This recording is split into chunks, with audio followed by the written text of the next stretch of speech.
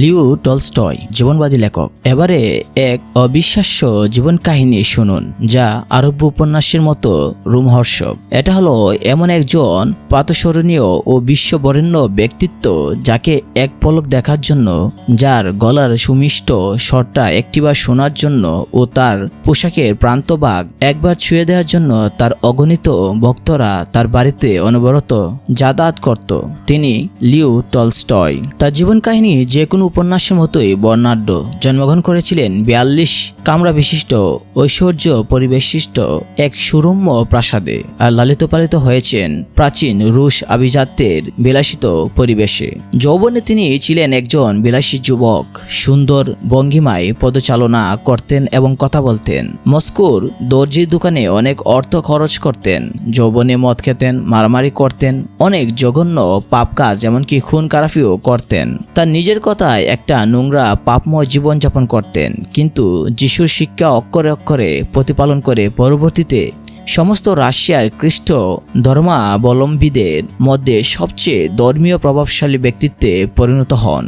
যৌবনে তিনি কলেজে অকৃতকার্য হন এবং তার গৃহশিক্ষকরা তার মাথায় বিদ্যে ঢোকাবার আশা ত্যাগ করেন। কিন্তু তিনি 30 বছর পর পৃথিবীর দুটি অন্যতম শ্রেষ্ঠ উপন্যাস লিখে বিখ্যাত হয়েছেন, যা শতাব্দীর পর শতাব্দী ধরে অমরগাথা হয়ে থাকবে। উপন্যাস দুটা হলো ওয়ার অ্যান্ড পিচ এবং অ্যানা কারেনিনা। বন্ধুরা তার বাড়িতে এসে একাধারে দীর্ঘদিন থেকে টলস্টয়ের সব কথা স্বাটুলিপিতে লিখে নিত। তার দৈনন্দিন জীবনের প্রতিটি খুঁটিনাটি ঘটনা সুবিস্তারিতভাবে তার বর্ণনা করেছেন। পরবর্তীতে এসব বিবরণী বড় বড় পুস্তক আকারে ছাপা হয়েছে। লিও টলস্টয় এবং তার চিন্তাধারা সম্পর্কে 23,000 বই এবং সাময়িকী ও খবরের কাগজে 56,000 প্রবন্ধ লেখা হয়েছে। তার লেখা গ্রন্থাদির পরিমাণ ছিল 100 খণ্ড। বিবাহিত জীবনে প্রথম কয়েকটি বছর তিনি ও তার স্ত্রী এত সুখী ছিলেন যে তারা সবসময় নতজানু হয়ে সর্বশক্তিমান ঈশ্বরের কাছে আনন্দময় জীবন সুখময় ও দীর্ঘস্থায়ী করার উদ্দেশ্যে প্রার্থনা করতেন। কিন্তু বেশ কবছর পরে তারা হয়ে গেল চরম অসুখী। তিনি পরে তার স্ত্রীর মুখ দর্শনেও ঘৃণাবোধ করতেন এবং তার অন্তিম ইচ্ছে ছিল তার স্ত্রীকে যেন তার সামনে আসার অনুমতি না দেওয়া হয়। টলস্টয়ের জীবনটা ছিল একটা ট্র্যাজেডি, আর এই ট্র্যাজেডির কারণ হলো তার স্ত্রী।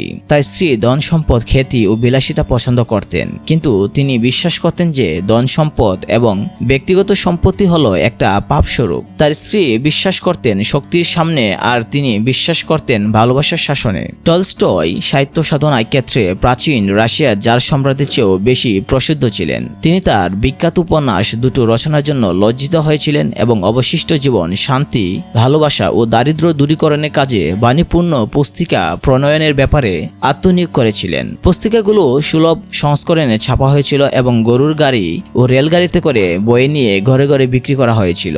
এসব পুস্তিকা 4 বছরে 1,20,00,000 কপি বিক্রি ও বিতরণ করা হয়েছে।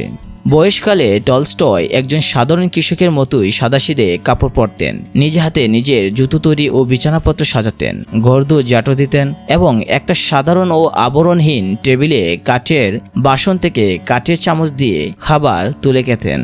টলস্টয়ের বয়স যখন 82, তখন ঘরের করুণ অশান্তি আর সহ্য করতে না পেরে এক বুক জ্বালা নিয়ে হতাশা হয়ে মনে 1910 সালের 21শে অক্টোবর রাত্রিবেলা স্ত্রীর কাছ থেকে প্রচণ্ড অন্ধকার ও শীতের মধ্যে পালিয়ে এলেন। তার 11 দিন পরে এক রেল স্টেশনের একটি ছোট কামরায় তিনি নিউমোনিয়া রোগে আক্রান্ত হয়ে মৃত্যুবরণ করেন। মৃত্যুকালে তিনি বলেছিলেন ঈশ্বর সবকিছুর ব্যবস্থা করবেন। তার শেষ বাক্য ছিল, সব সময় কেবল খুঁজেছি।